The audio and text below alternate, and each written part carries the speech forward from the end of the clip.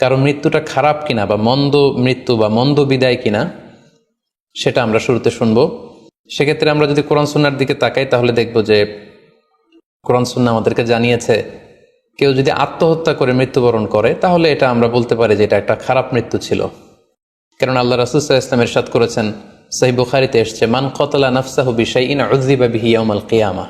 যে ব্যক্তি তার নিজেকে যেই জিনিস দিয়ে আত্মহনন করবে বা আত্মহত্যা করবে, কিয়ামতের দিন তাকে সেই শাস্তি দেওয়া হবে। লেটসে কেউ যদি ছুরি দিয়ে স্ট্যাবিং করে তার প্রাণ হনন করে, জাহান্নামে সে কেবল জাহান্নামের ছুরি দিয়ে নিজের পেটের ভেতরে এরকম ছুরিকাঘাত করতেই থাকবে, এটাই হবে তার শাস্তি।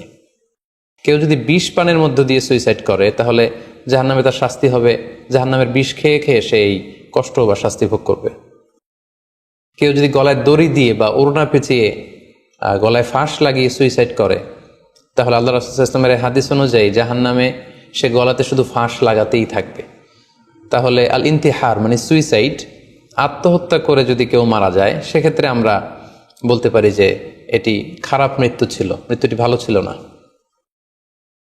তাছাড়া কোনো ব্যক্তি যদি কবিরা গুনাহ সম্পাদন করা অবস্থায় ইন্তেকাল করে, লেটসে কেউ মদ পান করা অবস্থায় তার মৃত্যু ঘটেছে, কিংবা ব্যভিচার করা অবস্থায় তার মৃত্যু ঘটেছে, কিংবা কারো উপর সে জুলুম বা অত্যাচার করছিল, এরকম বড় কোনো কবিরা গুনাহ সম্পাদন করা অবস্থায় যদি কারো মৃত্যু ঘটে যায় সেক্ষেত্রে বলা যেতে পারে যে মৃত্যুটি খারাপ ছিল।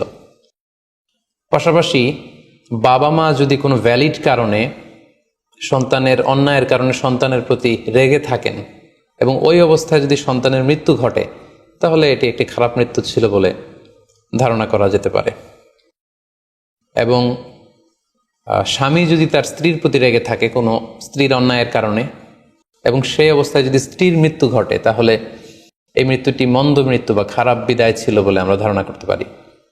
সবশেষে বলবো যে কোনো ব্যক্তির মৃত্যুতে যদি গোটা মুসলিম উম্মাহ, মুসলিম কমিউনিটি আনন্দ প্রকাশ করে, উল্লাস করে, এটাও ওই ব্যক্তির খারাপ মৃত্যু ছিল বলে ধরে নেওয়া হবে। কারণ সবাই তার অন্যায় থেকে, অত্যাচার থেকে, তার অনিষ্ট থেকে বাঁচার জন্য চাচ্ছিল, তার হাফ ছেড়ে বেঁচেছে। সো মুসলিম উম্মাহ যদি, গোটা মুসলিম উম্মার ভালো লোকরা যদি কারোর মৃত্যুতে আনন্দ প্রকাশ করে তাহলে তার মৃত্যুটা খারাপ মৃত্যু ছিল বলে ধরে নেওয়া যাবে। এই সমস্ত আলামতগুলো যদি আমরা খেয়াল করি, এগুলোর ভিত্তিতে বলা যেতে পারে যে তার মৃত্যুটা মন্দ ছিল, তার বিদায়টা খারাপ ছিল।